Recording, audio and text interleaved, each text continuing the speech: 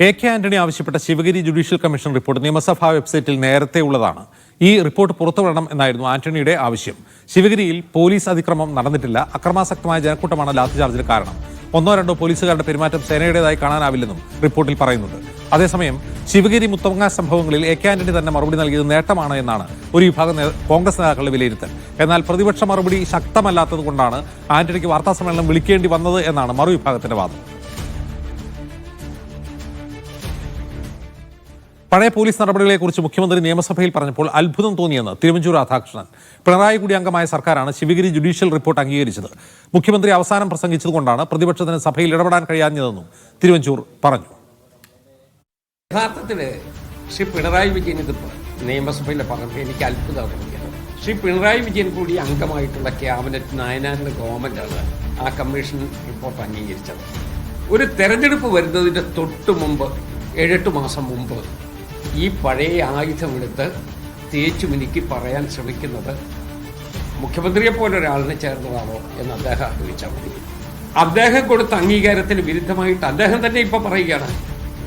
എല്ലാ പ്രസംഗത്തിന്റെയും അവസാനമല്ലേ മുഖ്യമന്ത്രി സംസാരിക്കുന്നത്? മുഖ്യമന്ത്രി സംസാരിച്ചു കഴിഞ്ഞാൽ ഇന്റർഫിയർ ചെയ്യാനുള്ള അധികാരമുള്ള, അവകാശമുള്ള, പ്രിവിലേജുള്ള പ്രതിപക്ഷ നേതാവ് അതിനെ സ്ട്രോങ് ആയിട്ട് ഒപ്പോസ് ചെയ്തിട്ടുണ്ട്.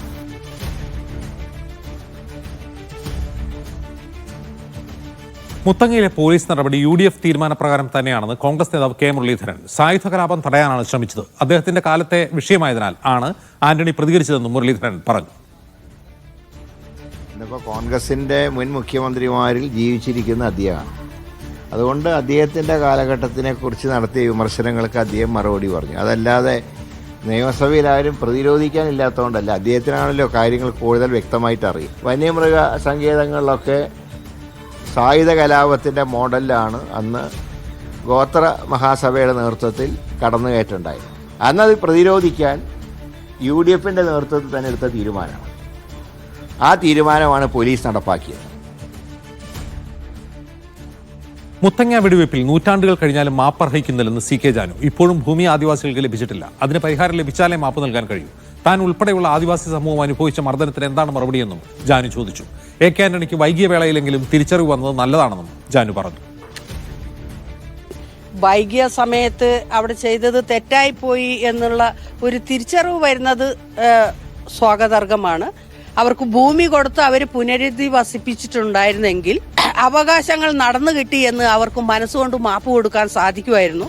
അത് അന്ന് ആളുകൾ അനുഭവിച്ച ഈ കൊടിയ പീഡനങ്ങൾക്ക് നൂറ്റാണ്ടുകൾ കഴിഞ്ഞു മാപ്പ് പറഞ്ഞാലും അതിന് മാപ്പ് അർഹിക്കുന്നില്ല എന്നുള്ളതാണ് ശരിക്കും വസ്തുത. മുത്തങ്ങയിലെ സമരക്കാർക്ക് വേണ്ടി ഒരു പാക്കേജ് ഉണ്ടാക്കി ഇത് ഏതൊക്കെയാണ് ഇവരുടെ ഭൂമി, അവരുടെ പ്ലോട്ട് എന്നുള്ളത് ഇതുവരെയും കാണിച്ചു കൊടുത്തിട്ടില്ല. അതിനെത്രയും പെട്ടെന്ന് ഒരു പരിഹാരം ഉണ്ടാവണം. അത് കിട്ടിക്കഴിയുമ്പോൾ ആളുകൾക്ക് ഞങ്ങൾ കഷ്ടപ്പെട്ടാലും ഞങ്ങളുടെ ആവശ്യം നിറവേറ്റി കിട്ടിയെന്ന് മനസ്സുകൊണ്ട് മാപ്പ് കൊടുക്കാൻ എല്ലാവർക്കും സാധിക്കും. KR സാജു വിവരണമായി ചേരുന്നു. സാജു, ഈ വെബ്സൈറ്റിൽ, നിയമസഭയുടെ വെബ്സൈറ്റിലുള്ള ജുഡീഷ്യൽ കമ്മീഷൻ റിപ്പോർട്ടിൽ എന്താണ് പറയുന്നത്? മുത്തങ്ങ സംബന്ധിച്ച് ഇന്നലെ ആന്റണി എന്തായിരുന്നു പറഞ്ഞത്? ജാനു വീണ്ടും അദ്ദേഹത്തെ വിമർശിക്കുന്നത് എന്തുകൊണ്ടാണ്? അജിംസെ, ആദ്യത്തെ ചോദ്യത്തിന് ഉത്തരം. മുത്തങ്ങ സംബന്ധിച്ച ശിവഗിരി അന്വേഷിച്ച ഭാസ്കരൻ നമ്പ്യാർ കമ്മീഷൻ റിപ്പോർട്ട് 407 പേജുണ്ട്. അത് പുറത്തുവിടണമെന്നായിരുന്നു ഇന്നലെ കെ ആന്റണി ആവശ്യപ്പെട്ടത്. അത് നേരത്തെ തന്നെ പൊതുസമൂഹത്തിന് മുന്നിലുള്ളതാണ്. നിയമസഭയുടെ വെബ്സൈറ്റിൽ അത് ലഭ്യമാണ്. ആ റിപ്പോർട്ടിൽ പറയുന്നത് പോലീസ് അതിക്രമം ഉണ്ടായിട്ടില്ല എന്നായിരുന്നു ആ കമ്മീഷന്റെ കണ്ടെത്തൽ. ലാത്തിചാർജിന് കാരണം അക്രമാസക്തരായ ജനക്കൂട്ടമായിരുന്നു. ആക്രമണം നേരിട്ടപ്പോഴാണ് പോലീസ് ലാത്തിചാർജ് പ്രയോഗിച്ചതും എന്നും ആണ് ശിവഗിരിയിലെ സംഭവങ്ങളുമായി ബന്ധപ്പെട്ട റിപ്പോർട്ടിൽ പറയുന്നത്. അന്നത്തെ SP ആയിരുന്ന ശങ്കർ റെഡ്ഡിയെ അഭിനന്ദിക്കുക കൂടി ചെയ്യുന്നുണ്ട് ഈ റിപ്പോർട്ട്. 1-2 പോലീസുകാരുടെ പെരുമാറ്റം സേനയുടെ മൊത്തം മോശമായ പെരുമാറ്റമായി കാണാൻ കഴിയില്ല. സംയമനത്തോടുകൂടിയായിരുന്നു ആ പോലീസിന്റെ ഇടപെടൽ എന്ന് പറയുന്നു. അതേസമയത്ത് സർക്കാരിന്റെ ശിവഗിരിയുമായി ബന്ധപ്പെട്ട മധ്യസ്ഥ ശ്രമങ്ങളെല്ലാം തന്നെ പരാജയമായിരുന്നുവെന്ന കുറ്റപ്പെടുത്തൽ കമ്മീഷൻ റിപ്പോർട്ടിലുണ്ട്. മന്ത്രിസഭാ ഉപസമിതി ആത്മാർത്ഥത കാട്ടിയിട്ടില്ല. ഉപസമിതി കൊണ്ട് രാഷ്ട്രീയ ഗുണമല്ലാതെ പ്രായോഗികമായ ഗുണമുണ്ടായിട്ടില്ല എന്നാണ് റിപ്പോർട്ട് വിശേഷിപ്പിക്കുന്നത്. ഉപസമിതിയുടെ തെറ്റുകളോട് ക്ഷമിക്കാൻ കഴിയില്ല, ഒരു റിപ്പോർട്ട് സമർപ്പിക്കാൻ പോലും മന്ത്രിസഭാ ഉപസമിതിക്ക് കഴിഞ്ഞിട്ടുണ്ടായിരുന്നില്ല എന്നതടക്കമുള്ള കാര്യങ്ങൾ പറയുമ്പോഴും അവിടെ ഉണ്ടായിരുന്ന പോലീസ് നടപടി അനിവാര്യമായിരുന്നു. ഹൈക്കോടതിയുടെ ഉത്തരവ് നടപ്പാക്കാൻ വേണ്ടി ആമീന്മാരെയും അതുപോലെ സന്യാസിമാരെയും പ്രവേശിപ്പിക്കാൻ വേണ്ടിയാണ് അക്രമാസക്തരായ ജനക്കൂട്ടത്തിനെതിരെ ലാത്തിച്ചാർജ് പ്രയോഗിച്ചത് എന്ന നിലപാടാണ് കമ്മീഷൻ സ്വീകരിച്ചിരുന്നത്. അതാണ് വിശദീകരിക്കുന്നത്. മറ്റൊന്ന്, ഇതുമായി ബന്ധപ്പെട്ട് കോൺഗ്രസിൽ ഇന്നലെ AK ആന്റണിയുടെ വാർത്താ സമ്മേളനവുമായി ബന്ധപ്പെട്ട് രണ്ട് അഭിപ്രായങ്ങൾ രൂപം കൊണ്ടിട്ടുണ്ട്. AK ആന്റണിയെ പോലെ ഒരു മുതിർന്ന നേതാവിന് 85 വയസ്സ് കഴിഞ്ഞ നേതാവിന് വന്നു നിന്നു സ്വയം പ്രതിരോധം തീർക്കേണ്ടി വന്നത് പ്രതിപക്ഷത്തിന്റെ നിയമസഭയിലെ പരാജയം മൂലമാണ് എന്നാണ് ഒരു വിഭാഗം നേതാക്കൾ ചൂണ്ടിക്കാണിക്കുന്നത്. എന്നാൽ നേതൃത്വം അതിനെ തള്ളിക്കളയുകയാണ്. പ്രതിപക്ഷത്തിന്റെ പ്രവർത്തനത്തെ AK ആന്റണി തന്നെ അഭിനന്ദിച്ചിട്ടുണ്ട് എന്ന് ചൂണ്ടിക്കാണിക്കുന്നു. ആന്റണി സർക്കാരിന്റെ കാലത്ത് നടന്ന കാര്യങ്ങളായതുകൊണ്ടാണ് അതിനോട് ഇപ്പോൾ AK ആന്റണി വന്ന് മറുപടി പറയുന്നത് എന്ന വിശദീകരണമാണ് ഈ നേതൃത്വം നൽകുന്നത്.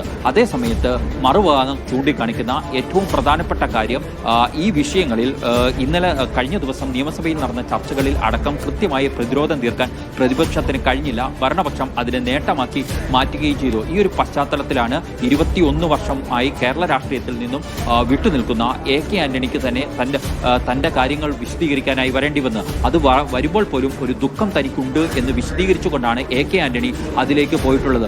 21 വർഷം മുമ്പ് തന്നെ കേരള രാഷ്ട്രീയത്തിൽ നിന്ന് ഞാൻ പോയി, അതിനുശേഷം എൻ്റെ സർക്കാരിൻ്റെ കാലത്ത് നടന്ന കാര്യങ്ങളെ കുറിച്ച് ചിലർ പാടി നടക്കുകയാണ്, ഞാൻ ഇവിടെ ഇല്ലാത്തതിനാൽ അതിന് കൃത്യമായ മറുപടികൾ ഉണ്ടായില്ല എന്ന ഒരു വിഷമത്തോടു കൂടിയാണ് AK ആന്റണി ഇന്നലെ ഇതിനെല്ലാം മറുപടി നൽകിയത്. അത് കേരളത്തിലെ സംസ്ഥാനത്തെ മുതിർന്ന കോൺഗ്രസ് നേതാക്കൾക്കുള്ള കുത്തുകൂടിയാണ് എന്നുള്ളത് വസ്തുതയാണ്.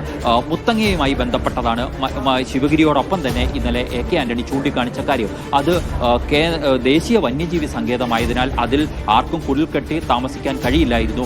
അതുകൊണ്ടാണ് ഒഴിപ്പിക്കൽ നടപടിയിലേക്ക് പോകേണ്ടി വന്നത്. അതിന് അന്നത്തെ കേന്ദ്ര സർക്കാർ ആവശ്യം ഉന്നയിച്ചുകൊണ്ട് 3 തവണ കത്തെഴുതിയിരുന്നു എന്നതടക്കമുള്ള കാര്യങ്ങൾ AK ആന്റണി ചൂണ്ടിക്കാണിച്ചിരുന്നു. പക്ഷേ ഈ പോലീസ് നടപടികളിലൊക്കെ അദ്ദേഹം ഖേദം പ്രകടിപ്പിക്കുകയും ചെയ്തിരുന്നു. ആ ഖേദപ്രകടനത്തോടാണ് ഇന്ന് CK ജാനു പ്രതികരിച്ചിരിക്കുന്നത്.